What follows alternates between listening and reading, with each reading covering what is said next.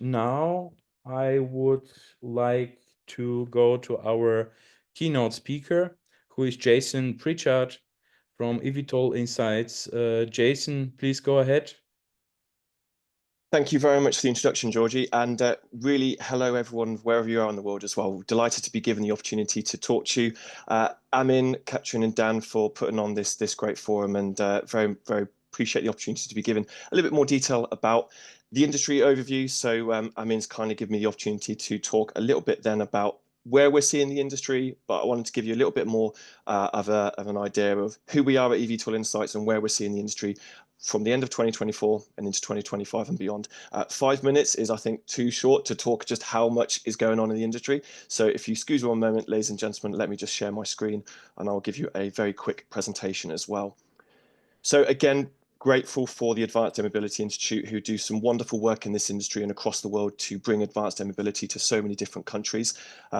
For those who don't know, and it's great to see so many people who we are friends with at eVTOL Insights in the audience. For those who don't know us, we're eVTOL Insights. I'm the executive editor, and we are one of the leading news sources covering the advanced air mobility market.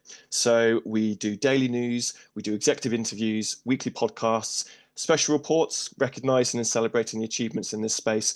We do our global conferences. So we're going to be in Palo Alto, Munich and Brisbane this year, also at the air shows as well. But we also do loads of networking events and industry awards as well, really to bring. You can see a little screenshot of our website there as well. So industry preview, in our eyes, 2025 is going to be a pivotal year for the global advanced air mobility market. In our view, as you see in these points below, collaboration continues to be an absolute key between regulators, manufacturers and operators. Electric aircraft, yes, the Pipistrel Velis Electro was certified by EASA probably sort of 3 or 4 years ago, but passenger carrying electric air taxis haven't got to that stage yet. So it's absolutely crucial that the likes of the FAA, EASA, GCAA, GACA in the Middle East continue to have that really key relationship with the regulators, manufacturers and operators as well. So the Middle East and China, we believe, are the real key markets that are progressing the quickest. What's really nice to see also is in India this week, the Urban Air Mobility Expo in Delhi showcased a lot of excellent technologies that are going on place as well. So we're starting to see regions where advanced mobility is taking shape, and we hope that that will then lead a catalyst to other markets in the region and in the world to take shape as well. In our view as well, city adoption is absolutely crucial to industry success as well. The public are excited about this. They want to see it, they want to be it and feel it as well, but they need to be brought along on the journey with us. So it's all about that education, to coin my colleague Chris Stoner, who talks about it at great length. It's the people in power that are making those decisions. So whether it's the mayors, the political parties, we saw in Paris last year with Volocopter trying to bring the Volocity for air taxi demo flights during the Olympics, that was met with quite a lot of negativity from it too. So what can we do to ensure that doesn't become the norm as cities come along in future? Of course, the Brisbane Olympics is coming up at the start of the next decade, and I know Australia is doing some excellent work in that phase as well. And I think, without getting too sort of negative, I do think there will be some industry consolidation, a thinning of the herd, so to speak. We saw the likes with Lilium and Volocopter at the moment with the financial difficulties, but great to see that Lilium had that a really positive news with Mobile Uplift Corporation at the end of last year as well. So leading very nicely onto that as well, wanted to give you some sort of thoughts that some key stories that we like the look of at the end of 2024 and into 2025.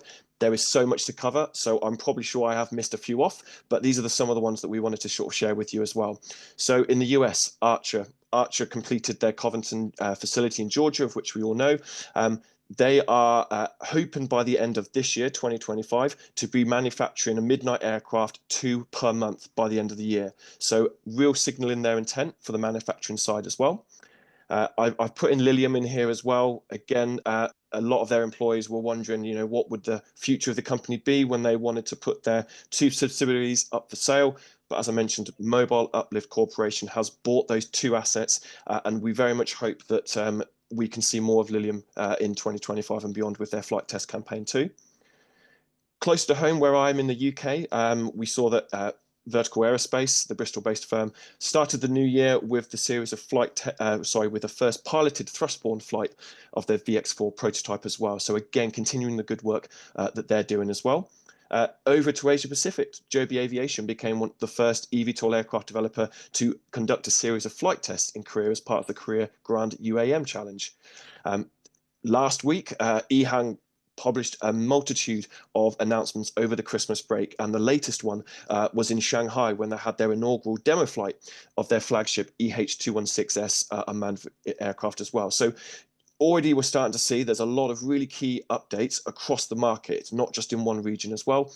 And then finally, a nice rendering of the Dubai International Vertiport, or DXV, that Skyports has done as well. For those who might have missed it, Skyports got a technical design approval from the GCAA to build this vertiport facility next to Dubai International Airport. So very proud to see all this happening as well.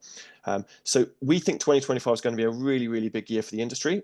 We think that electric air taxis probably more than likely 2026 to 2027. But if we had a crystal ball, it would be nice to sort of predict just what will happen in the near future as well. So that's short and sweet from my side as well. Thank you so much for the AAM Institute for giving us the opportunity to talk about this. You can follow us on LinkedIn, Instagram, Twitter, and Facebook.